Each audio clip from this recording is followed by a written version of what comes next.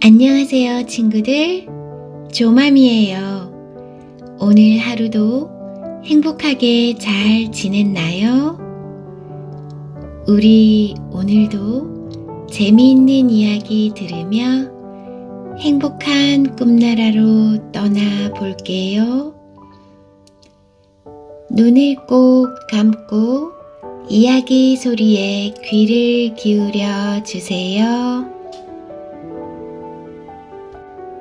구독과 좋아요는 사랑입니다. 충이단의 기적.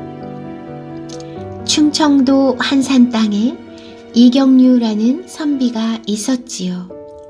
이경류는 임진왜란 때 관가에서 의병을 징집하였는데 이름이 잘못 적혀서 형 대신 의병으로 뽑혀가게 되었어요. 그러한 사실을 알게 된 형이 잘못 적힌 것이 분명한 이상 내가 갈 게 아니라 내가 가야 마땅하다. 라고 말했지요. 그러나 이경류는 제 이름이 적혔으니 잘잘못에 앞서 제가 가야 옳습니다. 하고 도무지 뜻을 굽히지 않았어요. 이리하여 이경류는 젊은 하인과 함께 경상도 땅에서 벌어진 싸움터로 달려갔지요. 그런데 이경류가 가담했던 광군은 첫 번째 싸움에 크게 패하여 상주 땅까지 후퇴하게 되었어요. 여기서 새로운 진을 치고 다시 결전을 벌이기로 한 것이었어요.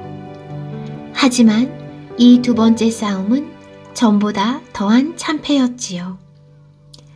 대장 윤섬, 박호들이 모두 전사하고 살아난 사람은 공교롭게도 이경류와 그의 하인 단 2명뿐이었어요. 이젠 어서 대구로 돌아가십시오. 하인이 울면서 말했어요. 그러나 이경류는 아니다. 비겁하게 나 혼자만 살아남을 수는 없다. 너야말로 어서 고향에 돌아가서 어머님과 형님을 잘 보살펴 도와드려라. 하며 편지 한 장을 써주었지요.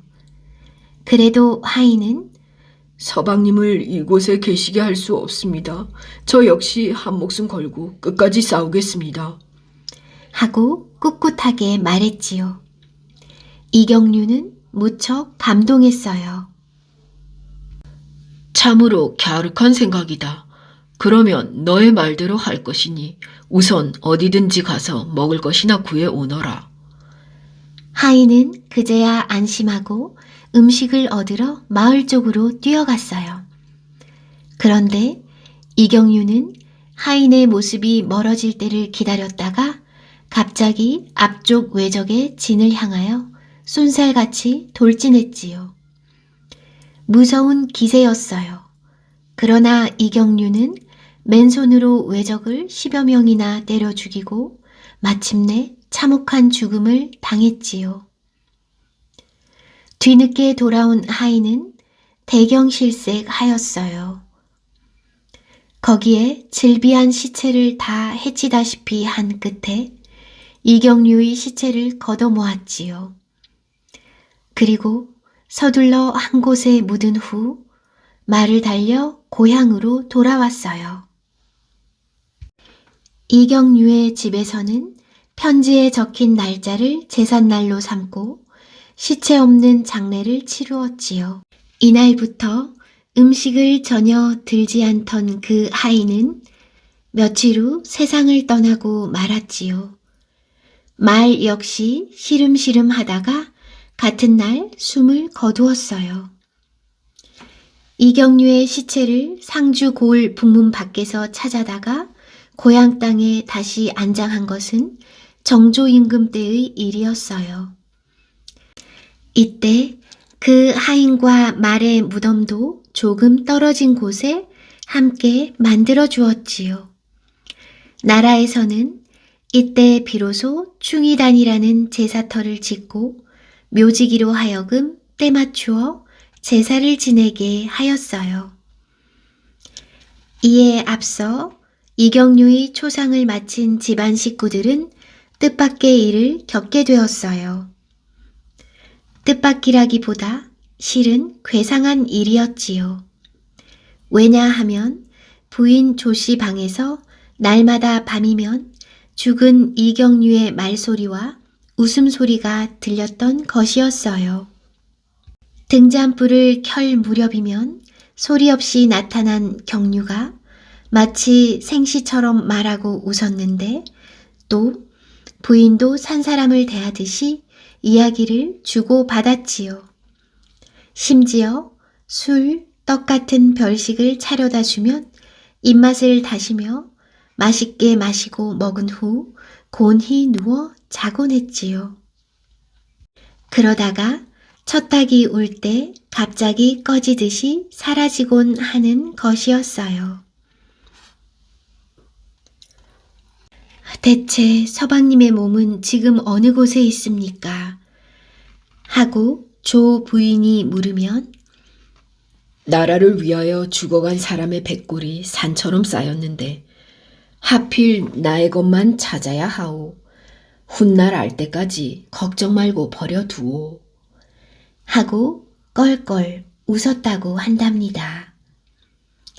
몇 해 후 어느 여름 이경류의 늙은 어머니가 열병으로 갈증이 심했을 때였어요.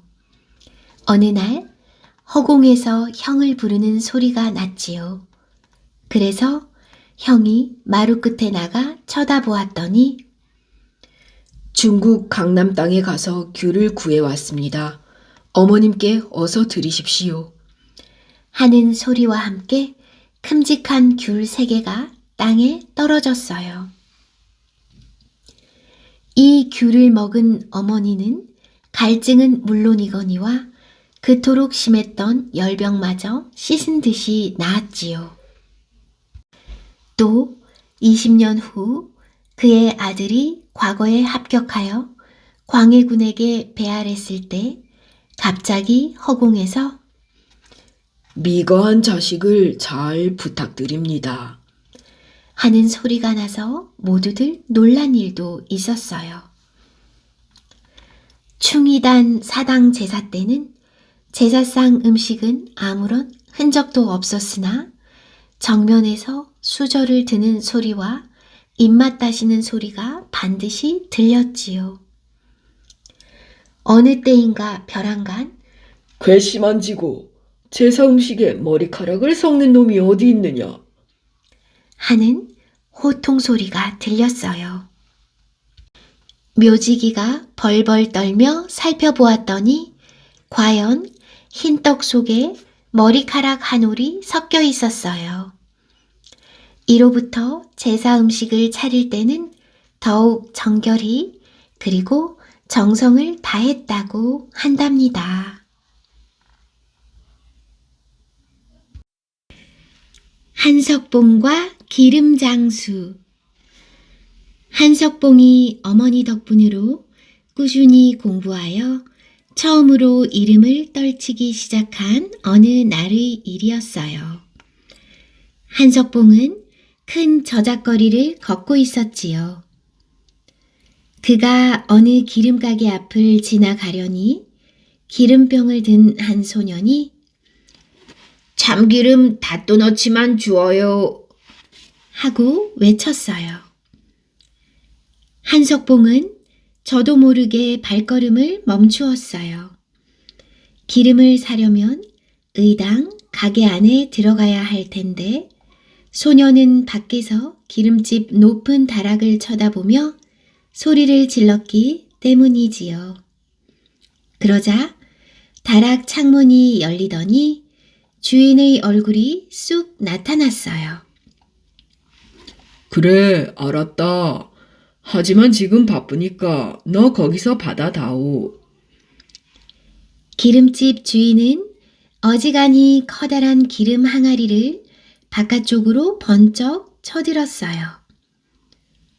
대체 어쩔 요량일까? 한석봉은 호기심이 솟았지요. 그래서 길에 선 소년과 다락 위의 주인을 번갈아 쳐다보았어요.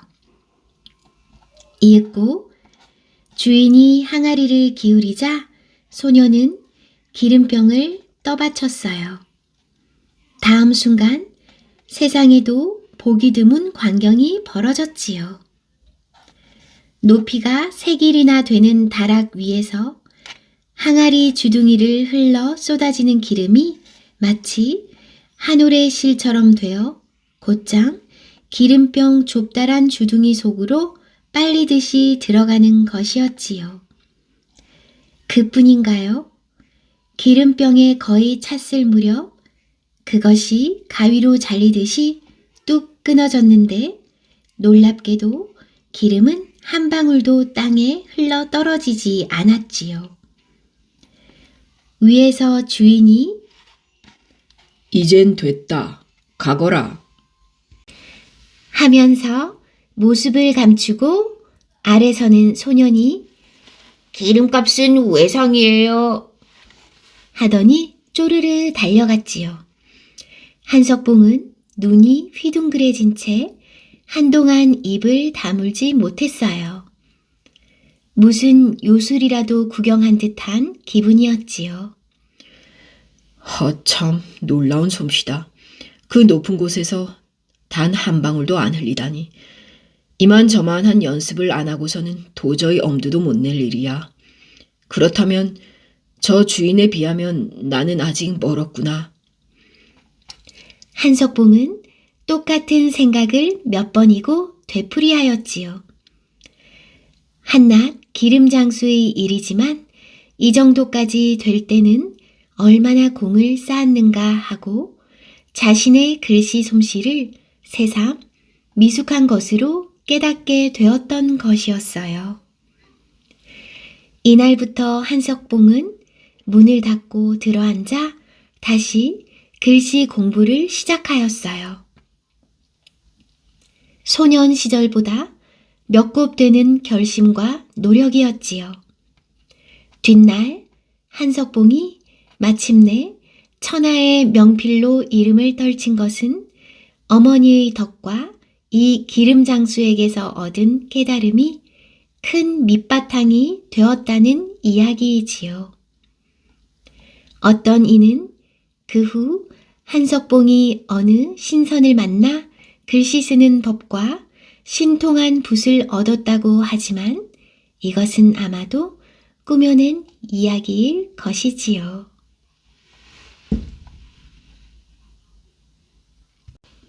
행운의 사람까치. 이조 성종 임금은 손수 백성들의 형편을 살피러 다니는 일이 많았어요. 다행히도 여러 대신들은 맡은 바 제 구실을 올바르고 충성되게 해주고 있었지요. 그러나 성종 임금은 좀 더 백성들을 복되게 해줄 수는 없을까? 그리고 들에 파묻혀 고생하고 인제는 없나?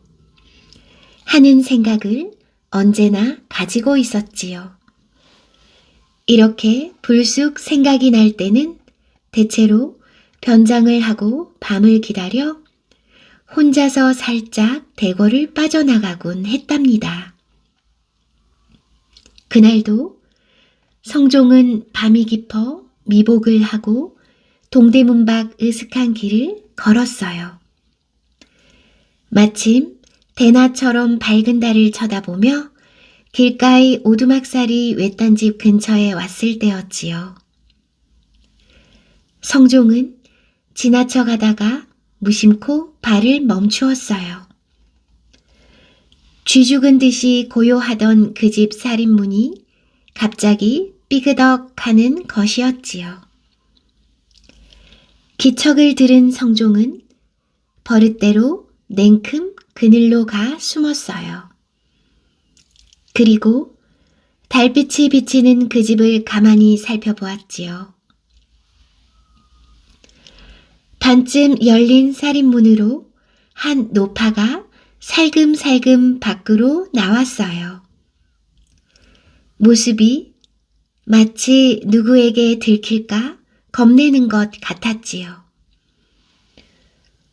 그 집 안주인님이 분명한데 왜 저러고 있을까?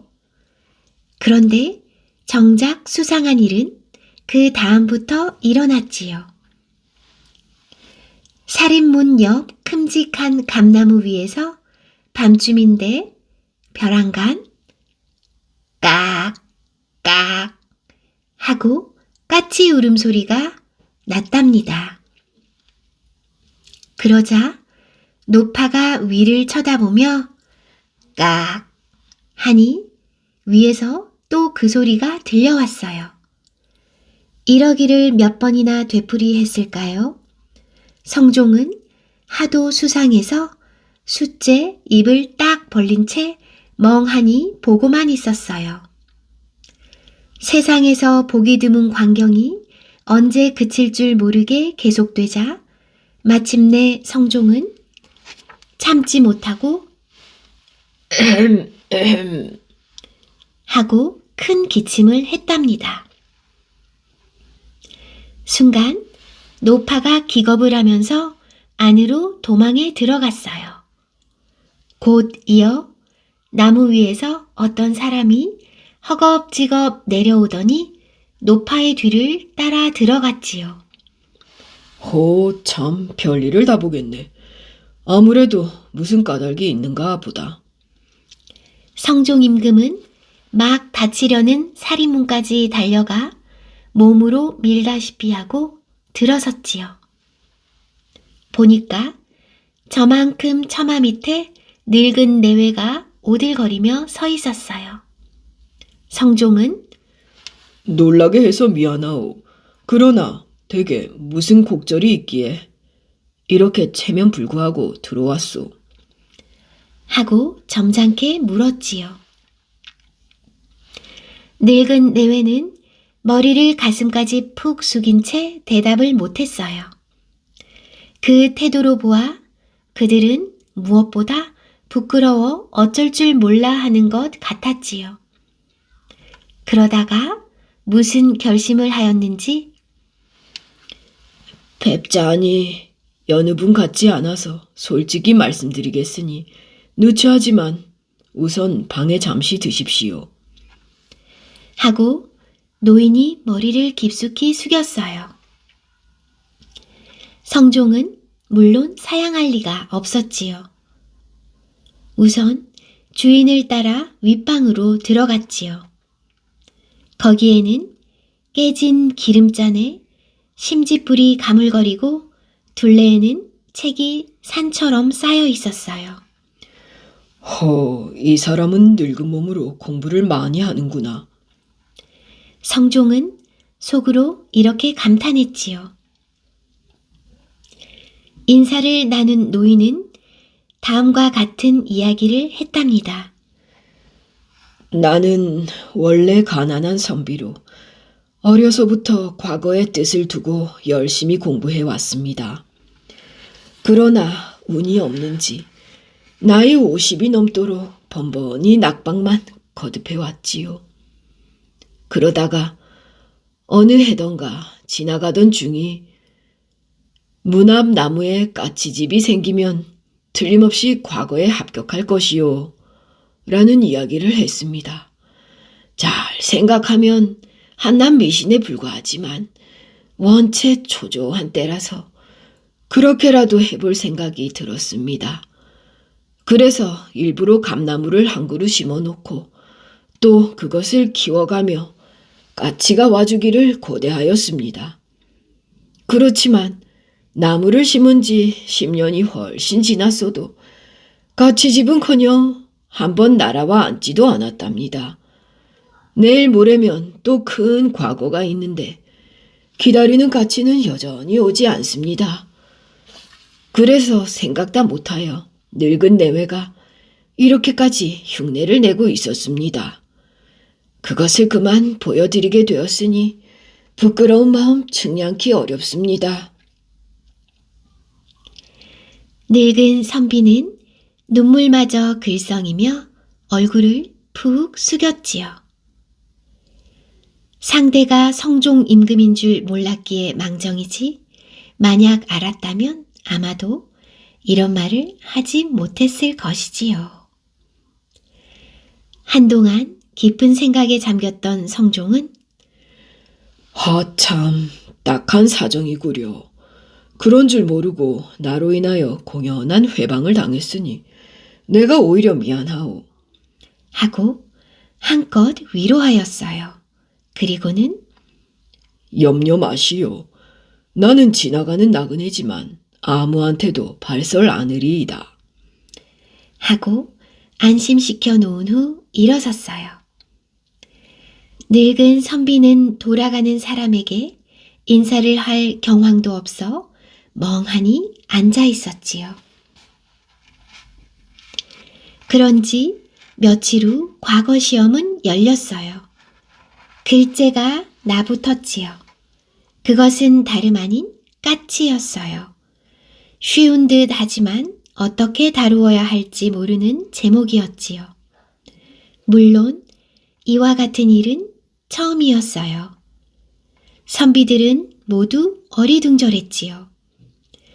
그들이 여태까지 재주와 노력을 다해 온 공부의 방향과는 너무나도 멀었기 때문이었어요. 그리하여 정말 어디서부터 붓을 대어야 할지 엄두가 나지 않았지요. 그러나 이 숱한 선비들 중에서 오직 한 사람만은 그 뜻을 얼핏 알 수 있었지요. 알다 뿐일까요? 그 사람은 눈에 눈물이 그득 고여 아마도 엊그제 그분이 성종님금이신가 보다. 그렇다면 이보다 더 황공한 일 또 어디 있겠는가? 하고 잠시 동안 엎드린 자리에서 일어나지를 못했어요. 그날 밤까지 울음 흉내를 내다가 성종에게 발견된 늙은 선비는 감격이 컸던 만큼 그리 저절로 나올 수밖에 없었지요. 다른 선비들이 미처 생각도 다듬지 못하는 동안 단숨에 써낸 글을 또 제일 먼저 바치게 되었어요. 이 글이 시험관에 의하여 합격되었다는 보고를 받은 성종은 그는 과연 까치의 영험을 어떻게 생각할까? 하고 혼잣말을 하며 빙그레 웃었답니다.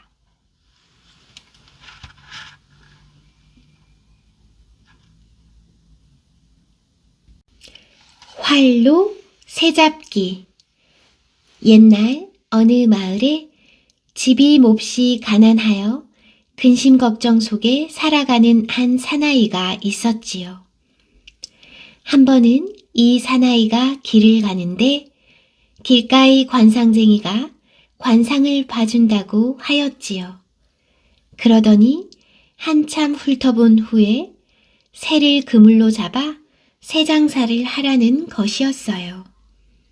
그런데 한 가지 주의할 것은 그 새들은 전부 송곳으로 눈이나 배에 구멍을 뚫어야 한다고 말했지요.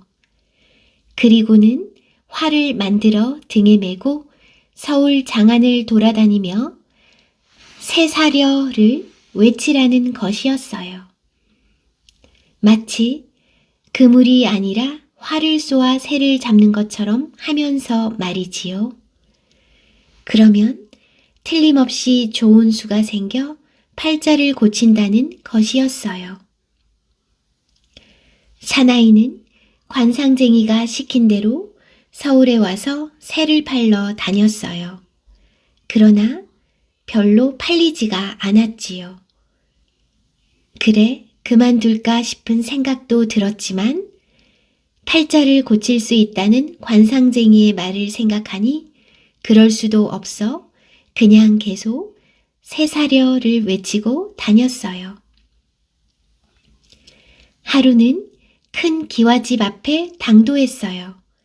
그러자 집주인이 불쑥 나타나서 이 새들을 손수 활로 잡은 거냐고 물었지요.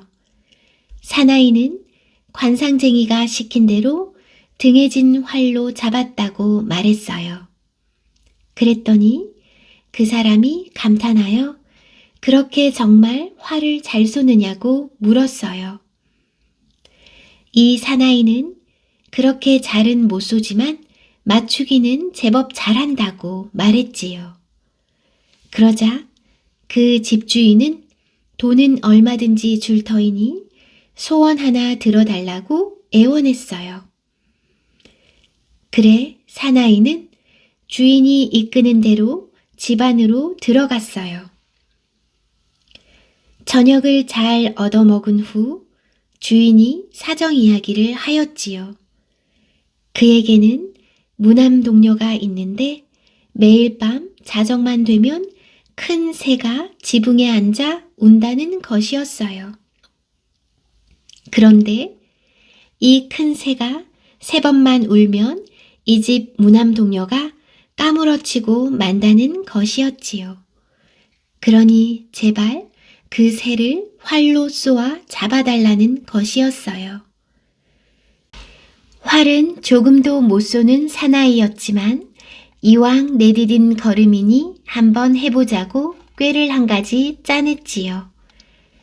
자정이 가까워지자 그는 벌거벗고 지붕에 올라가서 반드시 누워 손을 벌리고 있었어요. 조금 후 과연 큰 새가 날아와 그의 오른쪽 손에 앉았지요. 그리고는 북쪽을 향해 크게 2번 울고 3번째 울려고 했답니다. 그 순간 그는 힘껏 그 새를 움켜잡았어요. 그리고는 화살을 새의 눈에 찔러 두고는 내려와서 잠을 잤지요. 다음 날 주인이 일어나 지붕을 쳐다보니 큰 새가 눈에 화살이 꽂힌 채 나자빠져 있었어요. 그 주인은 기뻐서 어쩔 줄 몰라 했으며 그 사나이에게 많은 돈을 주었어요. 그리하여 그 사나이는 그 후 부자로 잘 살게 되었답니다. 효성에 감동한 호랑이. 옛날 어느 산골 마을에 어려서 아버지를 여인 아들과 홀어머니가 살고 있었어요. 그전에는 그렇게까지 궁색하지는 않았으나 아버지가 돌아가신 후에는 아들이 나무 장사를 하여 그날 끼니를 이으며 어렵게 살아가고 있었지요. 그러나 아들은 없는 돈을 모아 늙은 어머니에게 끼니 때마다 갖은 반찬을 대접하는 효성이 지극한 청년이었어요. 하루는 한겨울철인데 어머니가 딸기를 먹고 싶다고 말했지요. 그래서 눈보라가 치는 산등성이를 헤매 보았으나 찾을 길이 없어 지쳐 돌아오려는데 어느 산중턱 마당만한 곳에 온갖 꽃이 피어있는 곳이 있었어요. 그 가운데 빨간 딸기도 열려 있었지요. 그래서 그 딸기를 따다가 어머니에게 드렸지요. 그 후 어머니는 무거운 병에 걸려 눕게 되었는데 산호랑이 눈썹이라야 약이 된다는 말을 들었지요.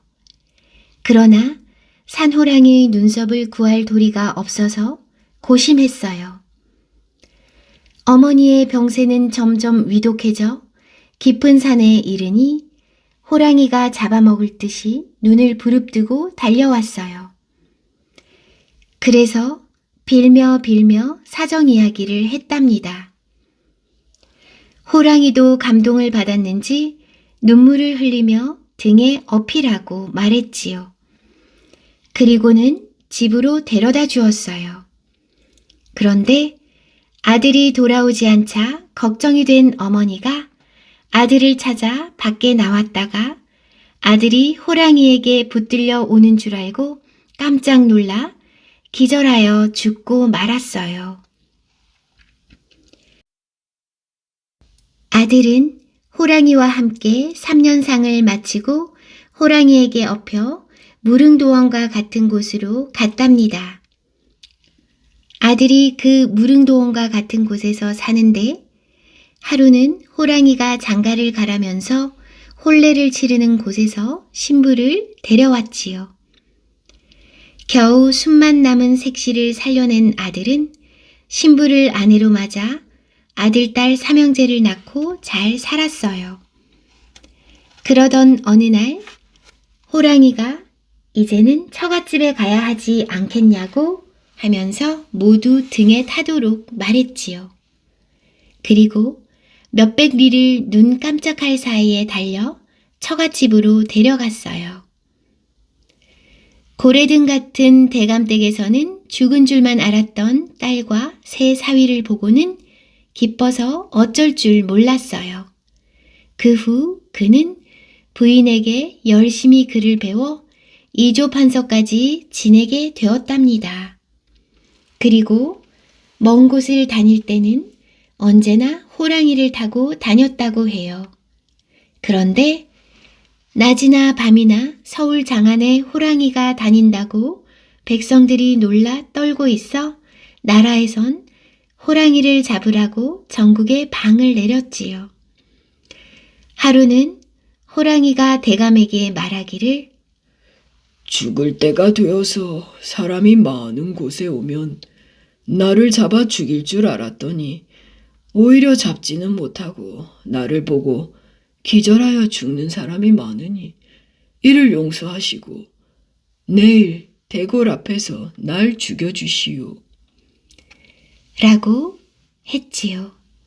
이튿날 대감은 애석한 마음을 감추고 호랑이를 잡아 치웠으며 더불어 벼슬도 올라가 90세가 넘도록 잘 살았다고 해요.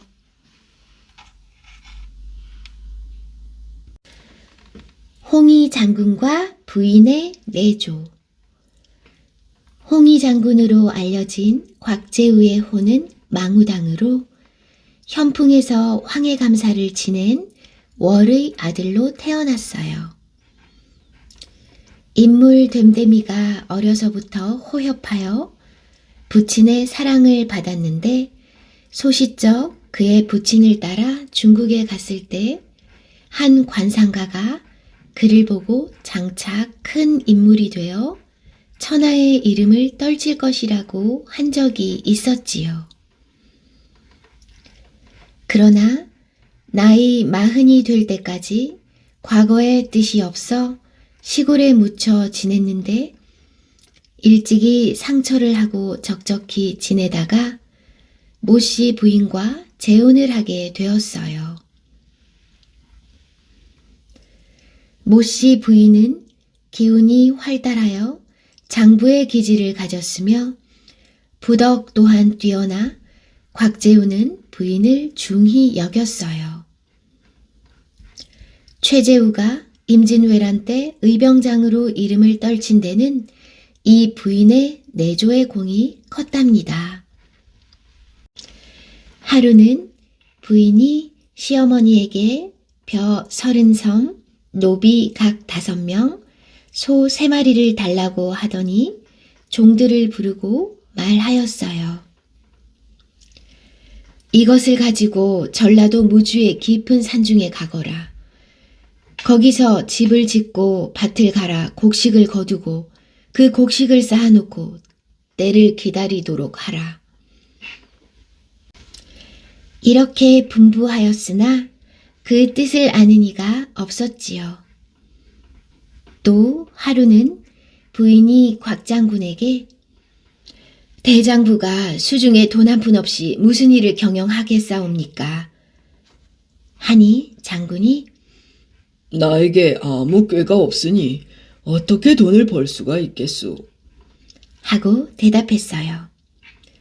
들으니 이웃 이생원은 도박으로 수만금의 재물을 모았는데 바둑으로 자기를 이기면 벼 1000석을 준다고 하니 가서 승부를 겨루어 보시지요.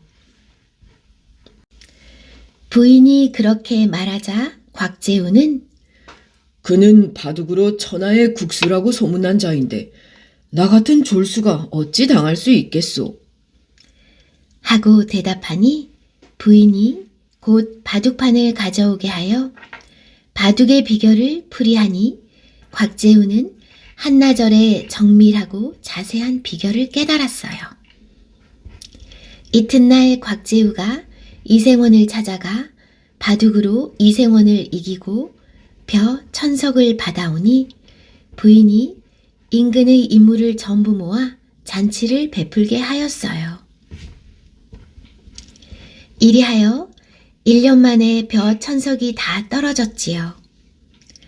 인근 사람들이 이상히 여겼으나 부인의 심중을 헤아릴 수가 없었어요. 또 부인은 매년 넓은 밭에다 박을 수백 구덩이 심어서 그것을 따서는 속을 파내어 뒤웅박을 만들어 오칠을 한 후 수천 개나 창고에 저장하였지요. 그리고 무쇠로도 뒤웅박 같은 것을 몇 개 만들어 저장했어요. 이 역시 아무도 부인의 뜻을 헤아리는 사람이 없었지요. 그런데 임진년에 이르러 갑자기 왜구가 침공해 왔어요. 이에 부인이 곽재우에게 평시에 당신에게 호거를 사귀게 한 것은 이때를 기다린 것이니 즉시 일어나 인물을 모아 나라를 구하시지요. 가족들은 무주에 피난할 곳을 마련해 두었고 군량은 소첩이 책임지오리니 염려 마소서 하고 격려하니 곽재우는 분연히 일어나 구국의 명분을 걸고 군사를 모았어요. 평소에 사귀었던 걸출한 인물들을 비롯하여 원근의 장정들 수천 명이 곽장군에게로 구름같이 모여들었지요. 첫 싸움에 출전하는 장군이 부인의 말대로 창고에 저장했던 뒤웅박을 모든 군사에게 차고 출전하게 하였지요. 적을 만나자 쇠로 만든 뒤웅박을 몇 개 버려두고 후퇴하는 척하니 왜군이 쫓아오다가 그 뒤웅박을 들어보고는 이런 무거운 것을 차고 싸우는 것을 보니 조선군은 모두 장사들임이 틀림없다. 후퇴하는 것을 보니 이는 적의 계략이야. 하고 지레 겁을 먹고는 도망쳤어요. 이에 곽장군이 도망하는 적을 쫓아 크게 쳐부수니 군사의 사기가 하늘을 찌를 듯 했지요. 이후로 장군이 신출귀몰한 전술로 외적을 무찌른 것은 배후에 부인의 도움이 컸으니 한 여인으로 남편을 입신시키고 나라를 구한 것은 고래로부터 드물고 귀한 일이라 할 수 있겠지요.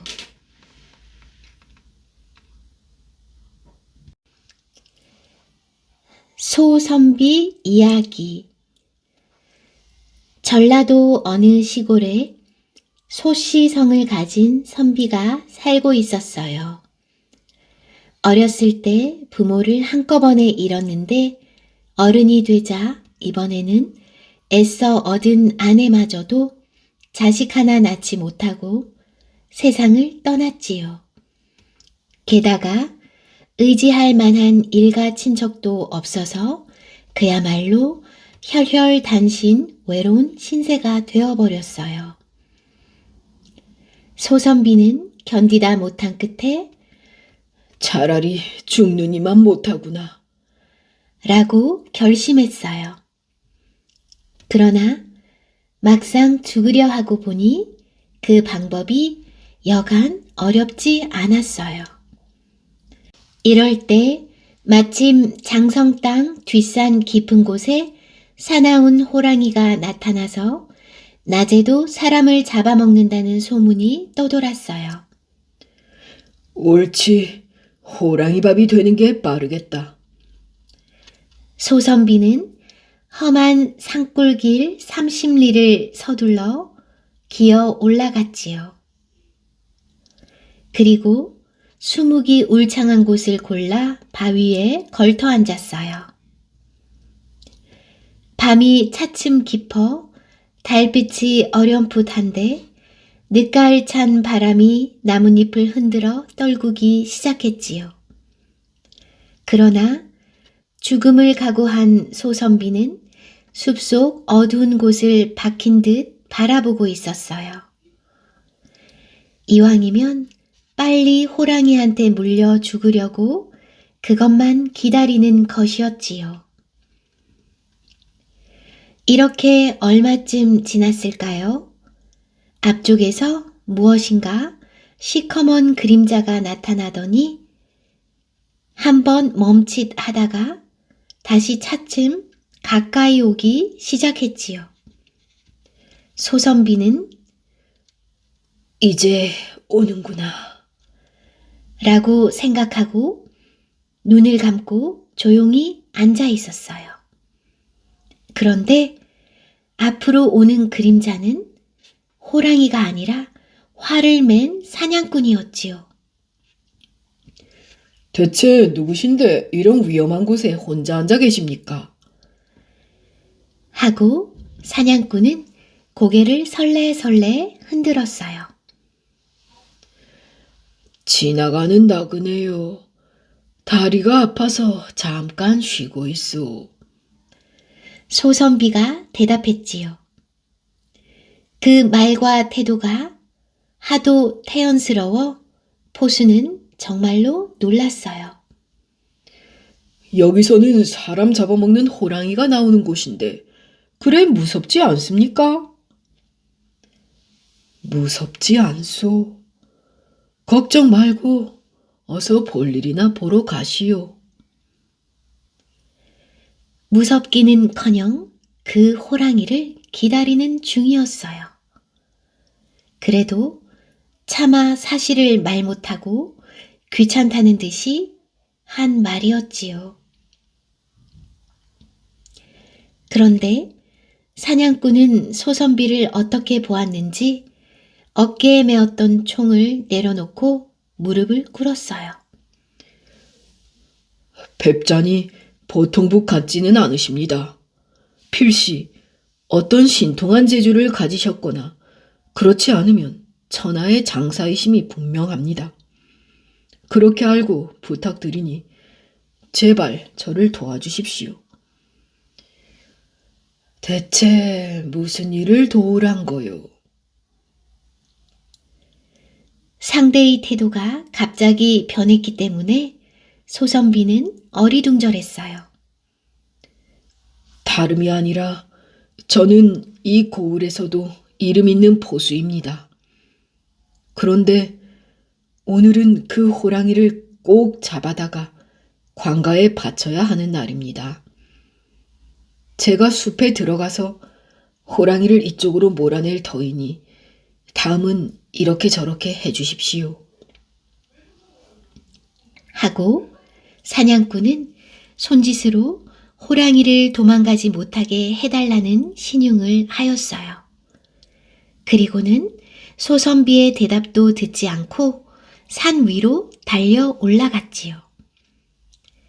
일 자체는 우습고 맹랑했어요. 그러나 소선비는 오히려 잘 됐다는 생각을 하게 되었지요. 사냥꾼이 호랑이를 몰아오게 되면 그만큼 빨리 죽을 수 있기 때문이었어요. 그래서 더욱 태연하게 앉아 있노라니까 갑자기 저만치 보이는 숲에서 어흥! 소리가 났지요. 그리고는 바로 황소보다 더 커 보이는 호랑이 한 마리가 바람을 일으키며 이쪽으로 내달아오는 것이었어요. 소선비는 죽음의 순간으로 여기고 눈을 꼭 감았지요. 그러나 의당 와야 할 그 순간은 오지 않았어요. 바로 코앞까지 불어닥친 바람길을 느끼기는 하였지만 그 다음 아무런 기척도 나지 않았던 것이었지요. 이런 회개한 일이 있나? 소선비는 이렇게 중얼거리며 눈을 떴어요. 순간 참말이지 회개한 일이 눈앞에 벌어지고 있었지요. 원래 소선비가 앉은 바위 밑에는 아름드리 나무가 두 그루 서로 얽히듯이 서 있었어요. 그런데 호랑이는 그 좁디 좁은 틈바구니에 끼어들어 허리가 꽉 끼어져서 옴싹달싹 못하고 있었던 것이었어요. 소선비가 그 꼴을 발견했을 때 호랑이는 무서운 비명을 지르며 힘을 다하여 몸부림쳤지요. 그러나 육중한 나무만 흔들릴 뿐 몸은 여간에서 빠지지 않았어요. 게다가 호랑이는 새끼를 베었는지 나무 틈에 끼인 배가 앞뒤로 유난히 부풀러 올라와 더욱 고통스러운 모양이었지요. 소선비는 기가 막히고 일변 또 우스운 생각도 들어 마음 놓고 앞으로 다가갔어요. 그런데 이때 호랑이는 고개를 한번 크게 흔들더니 제 힘에 지쳤는지 축 늘어져 버렸지요. 소선비는 잠시 망설이다가 칡덩쿨을 부지런히 뜯어 밧줄을 꼬았어요. 그것으로 호랑이의 목에 칭칭 동여맨 다음 이번에는 굵직한 작대기를 구하여 나무 사이에 끼어 힘껏 비틀었지요. 여간 힘든 일이 아니었어요. 하지만 약간 틈이 생기자 호랑이도 최후의 힘을 다하여 몸부림쳤어요. 이리하여 간신히 빠져나오게 되었지요. 그러나 이미 기진맥진한 호랑이는 그 자리에 엎드려 숨만 거칠게 헐떡거렸어요. 보면 마치 소선비에게 고삐를 잡힌 소처럼 양순하기 짝이 없었지요. 바로 이때 앞쪽 숲에서 사냥꾼이 뛰어왔어요. 사냥꾼은 이 모습을 보더니 눈이 휘둥그레져서 말도 못하다가 이내 꿇어앉아 저를 꾸벅했지요. 역시 저의 짐작이 맞습니다. 참으로 놀라우신 분입니다. 저도 실상 힘 꽤나 쓰는 사람으로 유명합니다마는 호랑이를 이렇게 사로잡을 수는 없습니다. 아니, 생전 보지도 듣지도 못하였습니다. 오늘부터 스승님으로 모시겠습니다. 사냥꾼은 소선비가 말할 여유도 주지 않고 혼자 사뭇 짓거렸어요. 그리고 다시 한번 큰절을 하였지요. 이렇게 해서 잡은 호랑이를 그 자리에서 죽인 사냥꾼은 가죽을 벗겨 소선비와 함께 우선 산 밑 주막으로 내려갔어요. 그러나 소선비는 사냥꾼이 식사 준비를 시키는 동안 몰래 달아나듯이 주막에서 빠져나왔지요. 아, 나는 죽을 팔자도 못 되는가 보다. 한탄하며 집으로 힘없이 돌아왔어요. 한번 죽으려다 묘한 일로 뜻을 못 이룬 소선비는 그 후 여러 날을 굶주리며 지냈지요. 그러다가 문득 한 가지 일이 생각났어요. 그렇구나. 이웃 고을 아무데에 사는 곽부자가 실은 우리 조상 때부터 대물려 내려오던 종이다. 마침 그의 종문서가 있으니 그걸 갖고 가서 5,000냥쯤 받고 돌려주면 형편이 별 것이다.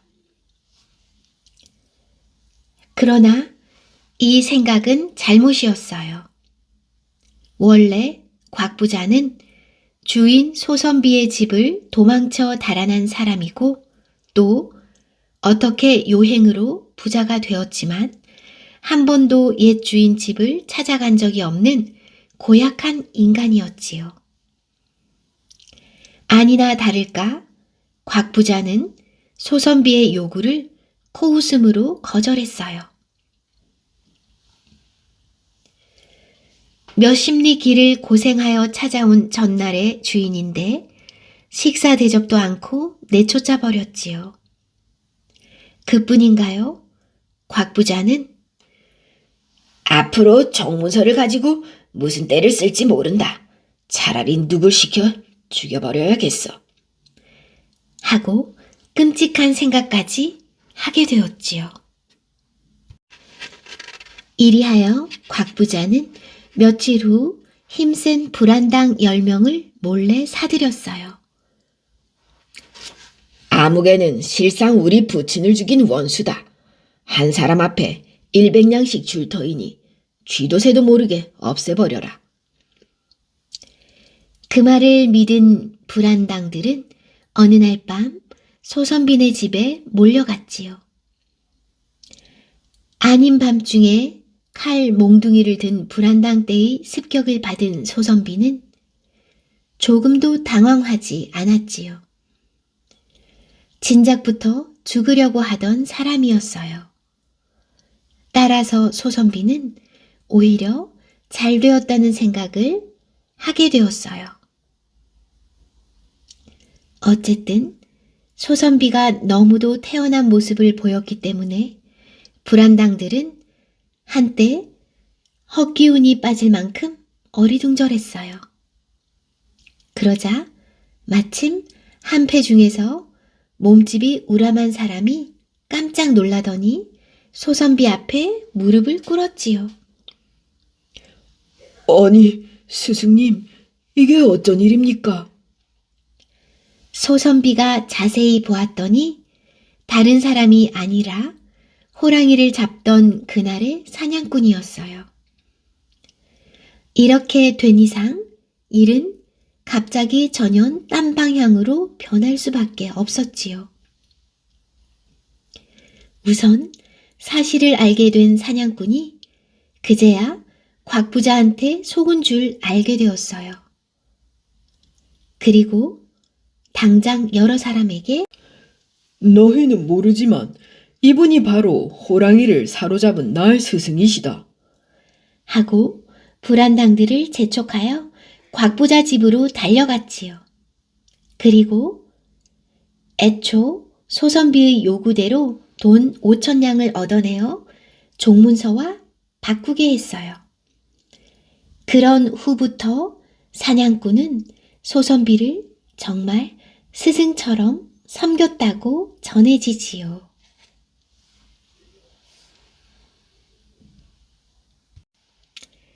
심요막의 기적. 경상도 양산구울에 오순이라는 선비가 있었지요.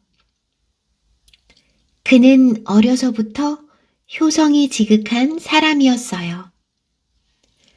부모가 살아있을 때의 효성도 지극했지만 부모가 돌아갔을 때 애통해야 하는 모습은 이루 형언할 수도 없었지요.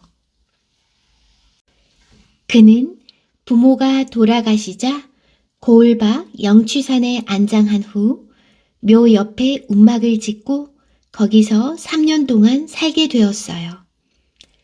이런 일을 심요라고 하는데 상제가 된 사람은 그동안 옷도 안 갈아입고 세수도 않고 음식도 제대로 먹지 않으면서 마치 산 부모를 섬기듯 하는 것이었지요.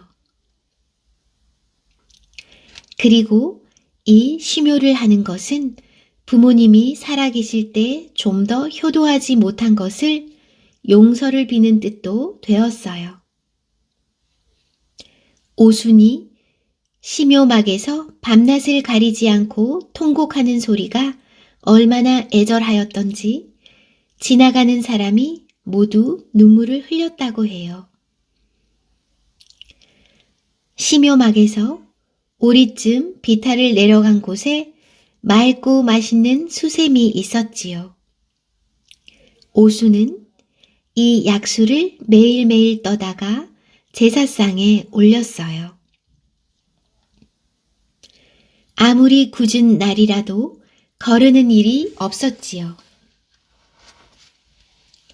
그러던 어느 날 갑자기 산이 무너지는 소리가 나며 숲과 바위가 무섭게 흔들렸어요.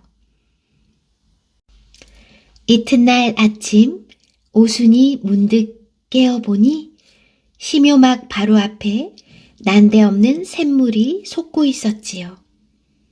그러나 오순은 무심히 보면서 산골 비탈 아래의 샘으로 물을 길러 내려갔어요. 그런데 어제까지 있었던 샘이 흔적조차 보이지 않았지요. 참으로 회개한 일이었어요. 할 수 없이 다시 심요막에 돌아온 오수는 새로 솟고 있는 샘물을 떠서 마셔보았어요. 그 물은 신기하게도 비탈 아래의 것보다 훨씬 더 깨끗하고 맛도 좋았지요. 이리하여 오수는 애써 멀리 가지 않고 그 샘물을 제사상에 떠서 바치게 되었어요.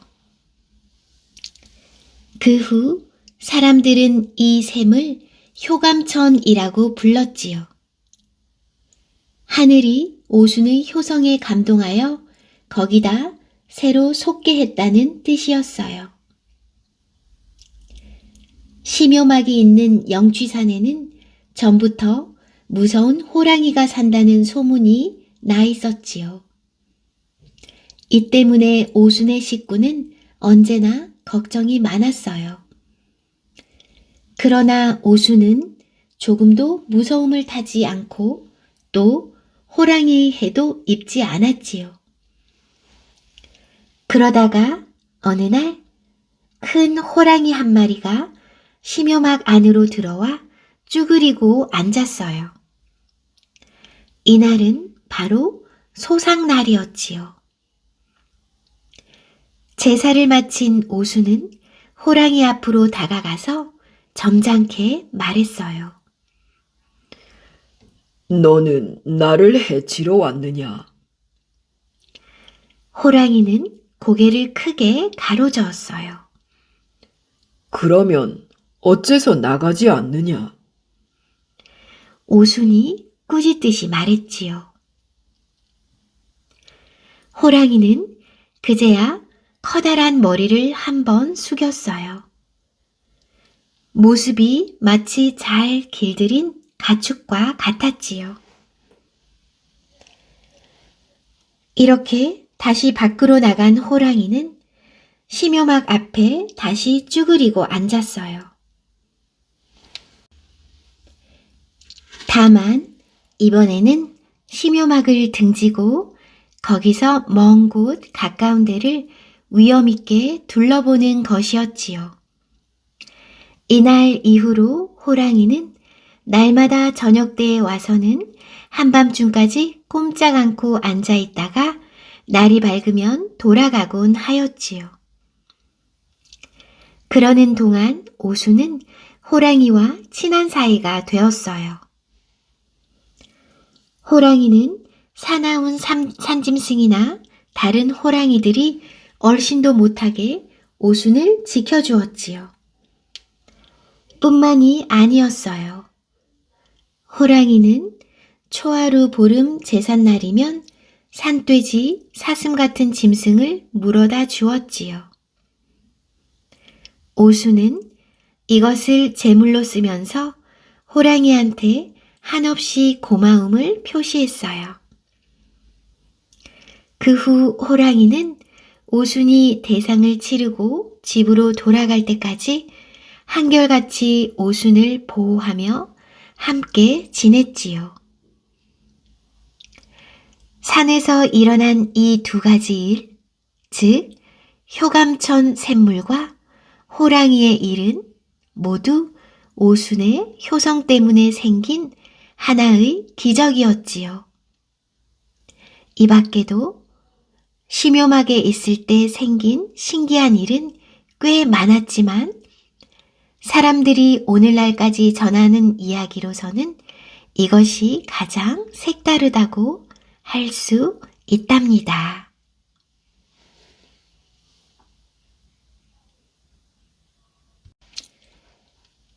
신순겸 장군. 고려 개국 10년 신라 연대로 경혜왕 4년, 그때 포석정에서 연회 도중에 경혜왕이 견훤에게 습격을 당해 피살되었어요. 그러자 이런 위험한 입장에 처하게 된 신라에서는 고려에 원군을 요청했지요. 원군을 청하자 그때 고려 세력이 지금 안동 근처에까지 미쳐 있을 때였는데 고려에서는 원군을 보내줄 것을 반대하는 사람도 있었어요. 그러나 태조 왕건은 우방이 습격을 당했으니 마땅히 군사를 보내주어야 한다며 기병 5천을 거느리고 견훤을 섬멸하러 진격했지요. 그러나 견훤군과의 첫 접전에서 고려군은 참패를 당했어요. 후백제는 승군의 입장에 있으므로 사기가 승천하였고 그런 군사와 맞붙어 싸웠으니 패하는 것은 뻔한 일이었지요. 이리하여 고려군은 지금의 지묘동까지 밀려와서 완전히 견훤의 군사에게 포위당했어요. 더군다나 5천 기병이 전부 다 살아서 포위를 당한 것이 아니고 약간의 패잔병만이 살아남아 포위를 당했던 것이었지요.